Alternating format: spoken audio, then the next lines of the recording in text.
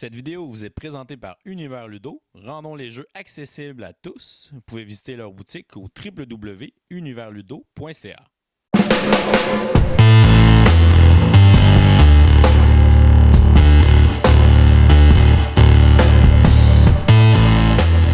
Salut gamers, bienvenue à Brosseur Board Game, je m'appelle David. Bienvenue à ce deuxième épisode du Blitz ludique. Hier, vous avez eu la chance de voir sur la chaîne La Zone Jeux de société avec Martin le déballage du jeu Wasteland Express Delivery Service. Je vais prendre quelques instants pour remercier la boutique Univers Ludo qui nous a gracieusement offert 7 copies de Wasteland Express ainsi que celle de Martin. Vous pouvez les visiter au www.universludo.ca. Donc Wasteland Express, publié en 2017 par la compagnie Pandasaurus Game. C'est un jeu qui a eu quand même pas mal de buzz autour du Gen Con. C'est un jeu qui a 3 auteurs. Donc on a Jonathan Gilmour, Matt Riddle et Ben Pitchback. C'est un jeu qui joue de 2 à 5 joueurs et qui va durer environ 90 à 120 minutes. Le but du jeu va être de se promener dans une espèce d'univers post-apocalyptique et de faire des missions de livraison. Donc on est un camion qui doit faire des missions de livraison à différents avant-postes sur la carte. Et on doit faire 3 missions prioritaires. Donc c'est une course. Le premier joueur à compléter 3 missions prioritaires va gagner la partie. C'est un jeu principalement de pick-up and deliver. Donc on va se promener, ramasser des marchandises, aller les livrer à certains endroits sur le plateau. On va avoir un système de points d'action qu'on va utiliser pour faire nos actions quand ça va être à notre tour de jeu. Et on va avoir un petit système de combat avec des dés là, à l'intérieur du jeu quand on va attaquer les Raiders qui se promènent et qui font la loi partout là, dans les Wastelands. Alors, Wasteland Express Delivery Service, je vous montre comment ça se joue. On va y aller pour un placement à 2 joueurs. Premièrement, on va construire le plateau pour la partie. Donc, dans Wasteland Express, le plateau va être fait avec des tuiles de façon modulable. Donc, les tuiles sont recto-verso, mais c'est la même chose de chacun des côtés. Donc, on va mélanger les 16 tuiles et on va les placer pour faire un carré de 4 par 4 pour faire notre plateau de jeu. Par la suite, on va distribuer les avant-postes qu'on va utiliser dans la partie. Donc, on va trouver premièrement le dépôt qu'on va placer au centre du plateau, qui va être l'endroit de départ où les joueurs vont venir placer leurs jetons de camion. On va trouver les 4 Raider Enclave, qui sont les tuiles rouges, et on va les placer aux 4 extrémités comme ça, donc au milieu à gauche, au milieu à droite, en haut au milieu et en bas au milieu du plateau. Le reste des avant-postes vont être placés aléatoirement pour compléter le plateau. On va placer les 3 camions de Raiders dans 3 des 4 coins du plateau sur la case centrale de la tuile. Par la suite, on va piocher des cartes de Raiders, de truck, et on va regarder les ressources qu'on va placer dans les camions là, au début de la partie. Donc dans le premier camion, je placerai 2 ressources d'eau, celui-là. Par la suite, le prochain, on placerait une ressource de nourriture, une ressource de balles, ici. Et pour mon 3e camion, de la nourriture et des balles également. Donc ça va être les marchandises que les Raiders vont transporter avec eux en début de partie et qu'on va pouvoir récupérer si on réussit à les attaquer. On va placer à côté du plateau la réserve de ressources avec l'argent qui est revendu par les scraps, 10, 5 et 1, les jetons de dommages, les jetons de tête nucléaire. On peut les laisser dans l'insert et les déposer tout simplement sur la table. On va pouvoir placer à côté de ça les différentes cartes qu'on va utiliser dans la partie. Donc on a les cartes de Raider Enclave, les cartes de Raiders Truck, les cartes d'alliés. Et on a les cartes de mission des 3 factions différentes. Chacun des paquets de cartes va être mélangé et va être placé sur la table. On va placer l'insert du mode shot pas trop loin qu'on va pouvoir utiliser pendant la partie. Ce sont des améliorations qu'on peut acheter pour modifier et améliorer notre camion pour le rendre plus puissant. Donc on va déposer l'insert tout simplement juste à côté du plateau, accessible aux joueurs. On va aussi placer près du plateau, on va se faire un petit peu de place, le plateau du marché qui contient des informations assez importantes. Premièrement, on va remplir la piste d'artefacts ici avec les petits jetons d'artefacts et tous les jetons restants vont être sur la pile, sur la dernière case de la piste d'artefacts. Ensuite, on va prendre une ressource de chaque sorte, donc de l'eau, de la nourriture et des balles, et on va les placer à leur valeur initiale sur la piste de marché. Donc l'eau a une valeur initiale de 3, scrap, les balles ont une valeur initiale de 4, et la nourriture une valeur initiale de 2. Pour chaque avant-poste qui a l'icône d'un jeton de marchandise, on va piocher aléatoirement de la réserve un jeton de marchandise qu'on va venir placer face visible. On devrait avoir 4 avant-postes qui ont des jetons marchandises et les joueurs pourront acheter ces marchandises lorsqu'ils iront visiter ces avant-postes. Pour chaque avant-poste qui a une icône de demande, on va piocher un jeton de demande de la réserve et on doit obligatoirement prendre des jetons de réserve qui n'ont qu'un seul icône de ressources. On ne peut pas prendre les jetons doubles au début de la partie. Les jetons doubles vont pouvoir arriver plus tard dans la partie. Donc on devrait avoir 11 avant-postes à remplir avec des jetons de demande. Les jetons de demande vont influencer la valeur des 3 ressources sur notre plateau de marché qu'on va ajuster tout de suite après selon le nombre de ressources qu'on retrouve présentement là, sur les jetons de demande sur le plateau. Alors si on compte le nombre de jetons de demande pour la nourriture, on en a 1, 2, 3, 4 et 5. Ça veut dire que la valeur de la nourriture va augmenter de 5, donc elle va passer de 2 à 7. Pour les balles, donc on a 1, 2, 3 jetons de balles pour les jetons de demande. Donc la valeur des balles augmente de 3. Elle va passer de 4 à 7. Et pour l'eau, on a 3 jetons de demande également. Donc la valeur de l'eau va augmenter de 3 jusqu'à 6. On va ensuite déterminer les 3 missions prioritaires pour la partie. Le premier joueur à compléter les 3 missions prioritaires va gagner la partie. Les 3 missions prioritaires qu'on va placer en début de partie sont communes à tous les joueurs. Et en cours de partie, les joueurs pourront avoir des missions individuelles aussi qui seront des missions prioritaires et qui vont compter parmi les 3 pour atteindre la victoire. Les joueurs vont toujours trouver la mission Blue Screen of Death qui sera présente à chacune des parties et qui consiste à livrer 3 artefacts au dépôt. Par la suite, dans le deck de cartes prioritaires, on va piocher 2 cartes et on va ajouter ces 2-là aux objectifs communs. Donc ici, on aurait Grand Lord Emperor Torque. Donc on va aller regarder dans le livret d'instructions quel est le placement spécial pour cette mission. Donc c'est de battre le Grand Empereur. Donc on va devoir prendre sa carte de combat. Donc il va valoir une valeur de 7 plus 2D pour se booster. Et on va avoir sa figurine qu'on va aller placer à un certain endroit sur le plateau. L'autre mission va être le buyout, donc on doit aller donner de l'argent à la banque de New York. Donc le premier joueur devra donner 25$ pour accomplir l'objectif. Le deuxième joueur 30$. Si on jouait à plus de joueurs, là, ça augmenterait jusqu'à 35$. À chaque fois qu'un joueur va réussir à compléter une mission prioritaire, il va venir placer un de ses personnages pour indiquer aux autres joueurs qu'il a complété cette mission. Alors on peut facilement voir quels joueurs sont en avance pendant la partie. Chaque joueur va recevoir son plateau de camion qui va aussi servir d'aide-mémoire pour exécuter ses actions dans son tour de jeu. Les joueurs vont recevoir 3 standees avec leurs personnages qu'ils vont placer dans le haut de leur plateau. Ce sont les standees qu'ils vont placer sur les missions prioritaires complétées. Et lorsque les 3 seront placés, le premier joueur à le faire gagnera la partie. Les joueurs vont aussi recevoir un standee avec un X qu'on va utiliser quand on va aller vendre des marchandises dans un avant-poste. Chacun des joueurs va avoir 5 jetons d'action qu'on va placer dans la zone disponible du plateau. Les joueurs vont recevoir aussi des jetons de progression avec le visage de leur personnage qu'ils vont placer dans leur zone de jeu.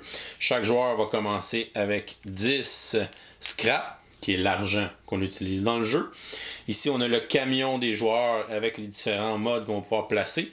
Les joueurs vont commencer avec des storage, donc un général et un pour les munitions, pour pouvoir transporter des marchandises. On va placer aussi à côté des joueurs les dés de combat, pas très loin, le dé de radioactivité et le dé des Raiders. Et finalement, on va appliquer le bonus de départ du personnage. Donc, ça va être différent pour chaque personnage. Donc, le personnage ici commence avec un trailer. Donc, on va placer un trailer en arrière de son camion. Donc, ça lui fait 4 espaces de plus pour justement placer des modifications sur son camion. Finalement, les joueurs vont piocher une carte de chaque faction, donc ce sont des cartes de mission, et parmi les 3 cartes de mission, on va décider d'en conserver une. Si une mission a un saut comme ceci, c'est qu'elle peut agir comme mission prioritaire, en plus des missions qui sont communes à tous les joueurs. Donc le joueur va garder une de ces 3 missions, va la garder devant lui face cachée, et les deux autres vont tout simplement être défaussés. Dernière chose à préparer dans la mise en place, c'est le deck d'événements. Donc on va mélanger le deck d'événements et on va trouver l'événement Welcome to the Wasteland qu'on va placer sur le dessus de la pile. Une partie de Wasteland Express se joue en plusieurs rondes. À chacune des rondes, les joueurs vont utiliser leur petite roulette d'action pour faire différentes actions sur leur plateau. Et lorsque tous les joueurs vont avoir placé leurs 5 roulettes d'action, la ronde va se terminer tout simplement jusqu'à ce qu'un des joueurs réussisse à placer ses 3 standees sur des missions prioritaires pour gagner la partie. La première étape à faire dans une ronde de jeu est la phase d'événement. Donc, le premier joueur va tout simplement piocher la première carte du deck d'événement, la lire et appliquer son effet. Donc, pour le premier tour de jeu, ça va toujours être l'événement Welcome to the Wasteland. Essayez de ne pas mourir. Donc, c'est un événement qui n'a aucun effet. Donc, la partie va tout simplement commencer. Dans les rondes suivantes, on va tout simplement piocher la première carte événement. On va lire le texte qui est dessus. On va appliquer les effets. La plupart des événements dans ce jeu sont positifs. Donc, vont vous permettre de vendre des marchandises, d'acquérir des marchandises. Des fois, ça va influencer aussi sur le prix du marché ou sur les raiders, etc. La première action qu'un joueur peut faire, peut prendre ses roulettes d'action et la placer dans le premier espace à gauche pour le mouvement. Ça va lui donner 3 points de déplacement. Donc, il va pouvoir bouger son camion de 3 zones. Donc, chacune des tuiles de terrain va avoir un certain nombre de zones à l'intérieur. Donc, des fois, il peut avoir une seule zone dans les zones dangereuses ou il peut en avoir plusieurs, là, dépendamment de quel type de terrain. Donc, quand c'est des terrains qui sont plus difficiles, comme une forêt ici, par exemple, on va avoir plus de zones, donc ça va être plus long de se déplacer sur ces tuiles-là. Donc, le joueur pourrait tout simplement bouger son camion de 3 zones. Donc, 1, 2, 3, ça mettrait fin à son tour. Si à son tour suivant, le joueur décide de faire encore une action de mouvement, à ce moment-là, il va placer sa roulette dans la case numéro 4. Donc ça va lui donner du momentum, on va avoir plus de déplacement parce qu'on a de l'accélération avec notre camion. Donc il va pouvoir se déplacer jusqu'à un maximum de 4 zones. Donc il pourrait faire 1, 2, 3, 4 et s'en est sur la zone qui est ici. Si jamais le joueur décide de faire une autre action que du déplacement, à ce moment-là, il va la placer à l'endroit où il veut et il va perdre son momentum. La roulette va s'en aller dans l'endroit où on a les roulettes utilisées d'action. Donc ici, j'aurai du momentum. Si je refais une action de déplacement au prochain tour, je vais avoir augmenté mon momentum et je vais être rendu à pouvoir me déplacer de 5 cases. Lorsqu'un joueur termine son déplacement dans une zone où il y a un des icônes de Raiders, donc on a l'icône vert, l'icône rouge et l'icône bleue qui est ici, qui sont associés dans le fond au camion avec les petits collants de différentes couleurs. Donc l'icône vert, je dois déplacer le camion vert d'une tuile. Donc les Raiders vont se déplacer de façon orthogonale. Donc je pourrais l'amener sur la tuile qui est ici avec moi. Ça va faire une embuscade qui ne serait pas nécessairement une bonne option pour moi. À ce moment-là, je pourrais l'envoyer sur la tuile qui est ici. S'il y avait un joueur adverse, ça déclencherait aussi une embuscade. On va revenir un petit peu plus tard sur le fonctionnement des combats. Si jamais je dois faire un déplacement d'un camion de Raiders, donc si je dois déplacer le camion vert et qu'il y a déjà le camion bleu à côté, tout simplement je vais sauter par-dessus, donc avec un déplacement, je pourrais l'emmener sur la case suivante. Si je me déplace et j'arrive dans une tuile où il y a un camion de Raiders, je peux décider d'engager le combat tout simplement. À ce moment-là, pour engager le combat, je vais glisser ma roulette vers la zone de combat. Donc on voit ici qu'il y a des petites flèches. Donc en plus de faire l'action de déplacement, je peux ensuite faire l'action de combat dans le même tour. On va revenir tantôt sur les règles du combat. Si je ne veux pas combattre le Raider, si je veux continuer mon mouvement 2, 3, 4 pour m'en aller vers un autre avant-poste, à ce moment-là, je dois lancer le dé de Raiders. Et si j'obtiens rien, donc ça ne me fera aucun dégât, donc j'ai réussi à me sauver du camion. Si j'obtiens le symbole de dégâts, à ce moment-là, je vais recevoir un jeton de dommage sur mon camion que je vais devoir placer dans un des emplacements. Donc il va devenir non disponible pour l'instant. Si c'est un emplacement avec un modificateur de camion dessus, donc le modificateur va être présentement inactif jusqu'à temps que j'ai réparé mon camion. Si on entre dans une zone de radioactivité avec cette petite icône, on va lancer à ce moment-là le dé de radioactivité qui est le dé mauve. Et même principe, si on obtient le symbole de radioactivité, ça va nous faire un jeton de dégâts qu'on va aller placer sur notre camion. Si on obtient une face vide, donc on a évité la radiation et on peut continuer notre tour normalement. Après avoir placé ma petite roulette sur une action de déplacement, après avoir déplacé mon camion, je peux suivre les flèches pour aller faire une deuxième action dans le même tour. Je pourrais aller combattre un ennemi si un ennemi est sur ma case. Je pourrais aller faire une action d'achat si je suis dans un avant-poste et qu'il y a des ressources à vendre. Je peux aller faire une action de livraison si je suis dans un avant-poste et que j'ai les ressources demandées par cet avant-poste-là. Je peux faire une action d'avant-poste qui va me permettre d'acheter généralement des modificateurs pour mon camion, qui va permettre de me réparer ou de faire les différents effets des avant-postes.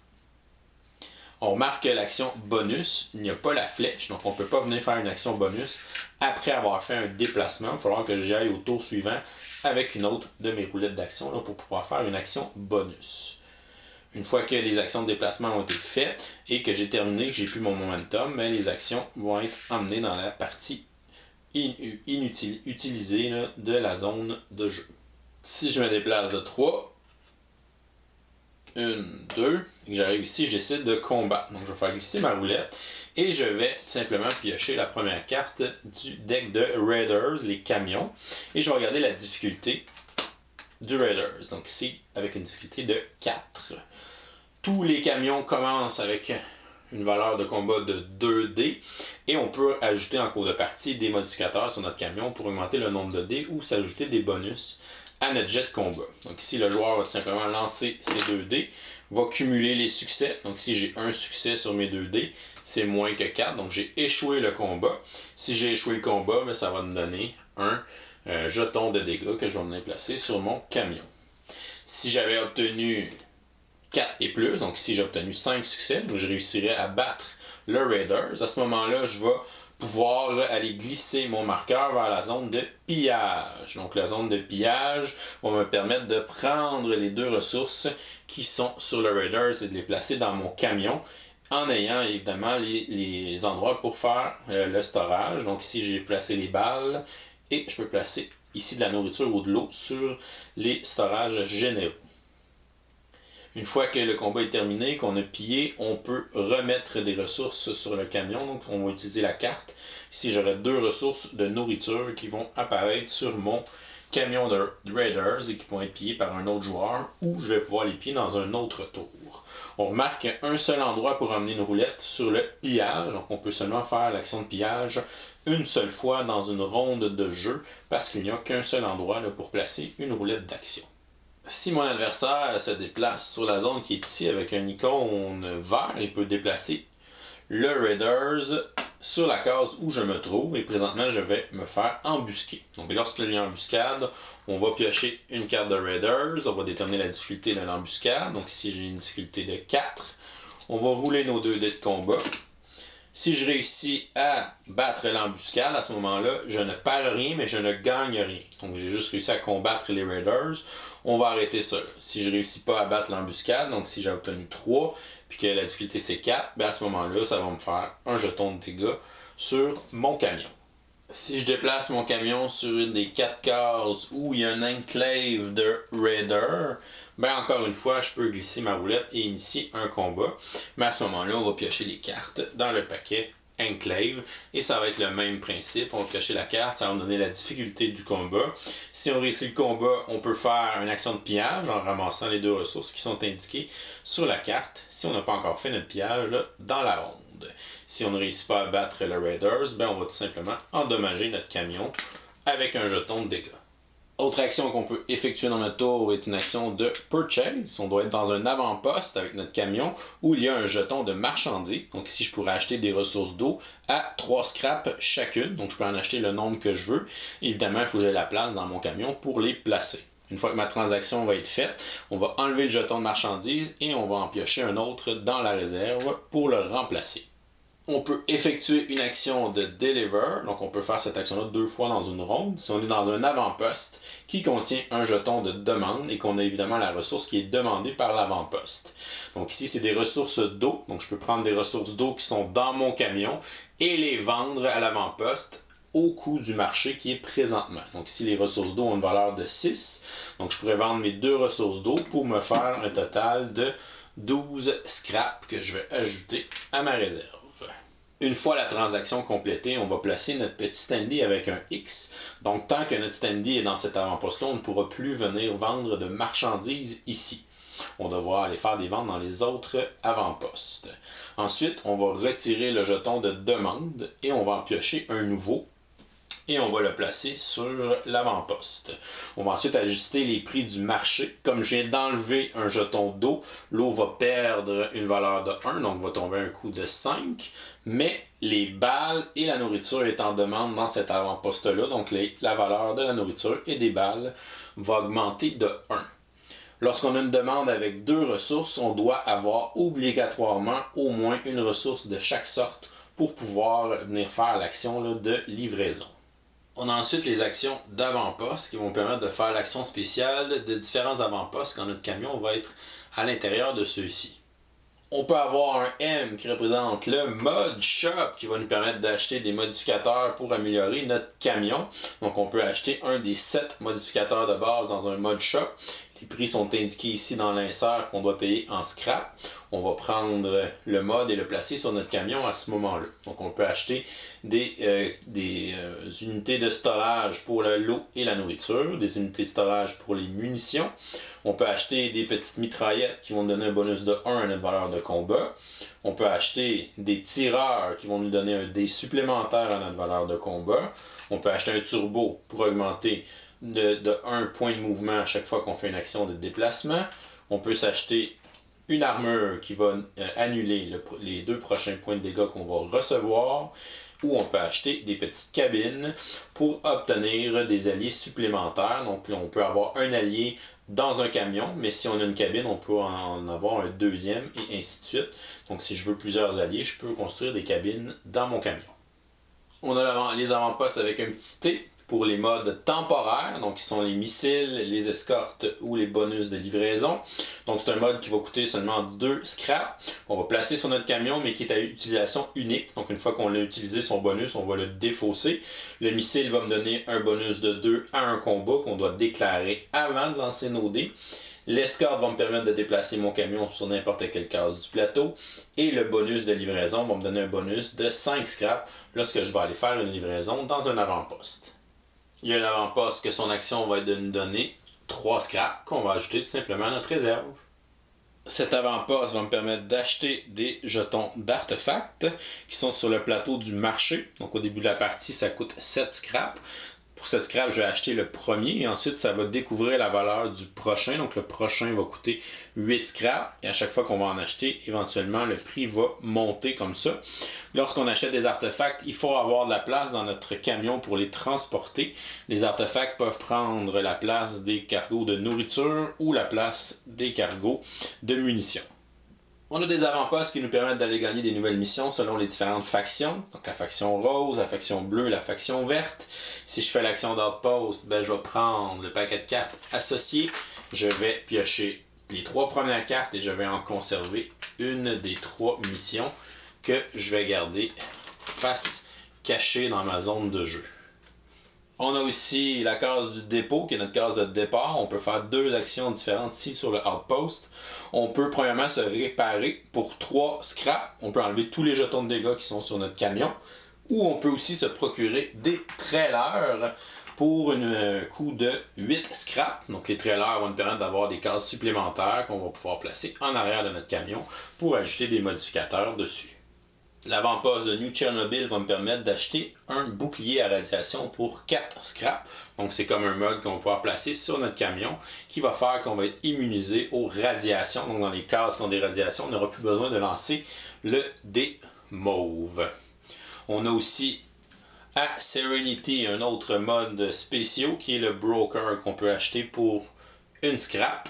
Et je vais le placer sur mon camion et à chaque fois que je vais faire une action de livraison, on va recevoir 2 scraps supplémentaires. Finalement, on a l'avant-poste de Rock qui me permet de piocher 2 cartes du deck d'alliés et d'en conserver une dans ma zone de jeu. Donc les alliés vont donner des bonus permanents. Donc les bonus vont être écrits sur les cartes. Donc on va choisir un des 2 alliés qu'on va conserver. Donc ici, on peut avoir un allié qui me permet de relancer des dés de combat ou on peut avoir un allié ici qui me donne un bonus de 2 scraps quand je vais faire des actions de livraison. À son tour, un joueur peut aussi décider de ne rien faire. À ce moment-là, il va prendre une de ses roulettes d'action disponibles et la placer directement dans l'espace des actions utilisées. Pour certaines missions, les joueurs devront utiliser leur jeton de progression pour marquer sur le plateau les endroits qu'ils ont déjà livrés ou les endroits qu'ils ont déjà raidés. Par exemple, ici j'ai une mission qui me dit d'aller vendre des marchandises à 3 villes différentes, donc de remplir la demande à Attica, Serenity et à Delos. Donc si le joueur allait ici faire une action de livraison en livrant de la nourriture et des balles, il va marquer un de ses marqueurs de progression pour dire qu'il a accompli cette partie de la mission. Lorsque ces 3 jetons de progression seront placés, le joueur va pouvoir à ce moment-là révéler sa carte et aller placer un de ses personnages sur la carte pour dire que cette mission est accomplie et il compte comme une mission prioritaire pour gagner la partie. La dernière action disponible sur notre plateau sont les actions bonus qui vont nous servir à généralement aller compléter les missions prioritaires communes à tous les joueurs. Par exemple, ici j'ai la mission Buyout que je dois aller donner une certaine quantité de scrap à la banque de New York. Donc le joueur pourrait commencer par faire une action de déplacement pour se rendre jusqu'à New York. Et là, on voit qu'il n'y a pas de flèches qui s'en vont aux actions bonus. Donc le joueur ne pourrait pas glisser sa roulette d'action comme on le faisait avec les autres actions. À son prochain tour, il va pouvoir prendre une autre de ses roulettes d'action et la mettre sur la case bonus, ce qu'on peut seulement faire une fois à chaque ronde de jeu. Lorsqu'il va faire l'action bonus, il peut compléter la mission, donc en payant 25 scraps de sa réserve, ça va lui permettre de placer un de ses standees pour dire qu'il a complété une deuxième mission prioritaire. Plus tard dans la partie, si le joueur réussit à placer son troisième standee sur une mission prioritaire en la complétant, selon les critères demandés par la mission, celle-là c'est le combat avec le Grand Empereur, donc ça ne demande pas une action bonus, mais ça demande d'aller faire un combat et de le gagner. À ce moment-là, le joueur a ses 3 standees et il est déclaré vainqueur. Et voilà, c'est comme ça qu'on joue à Wasteland Express Delivery Service. Je vous invite à venir demain dans la zone jeux de société. Martin et moi allons vous présenter une session de jeu de Wasteland Express. Et ensuite, jeudi, vous allez pouvoir revenir ici sur la chaîne du Professeur Board Game où Martin et moi, nous ferons notre critique du jeu ensemble pour terminer ce premier blitz ludique. D'ici ce temps-là, si vous n'êtes pas encore abonné à la chaîne, vous pouvez le faire avec le petit bonhomme en bas à droite de votre écran. Sinon, vous pouvez nous suivre sur les médias sociaux sur Facebook, Twitter ou Instagram à Professeur Board Game. Venez nous visiter sur notre site web Passion Board Games pour des nouvelles sur les jeux de société. Et moi, je vous souhaite une excellente fin de journée et continuez de gamer.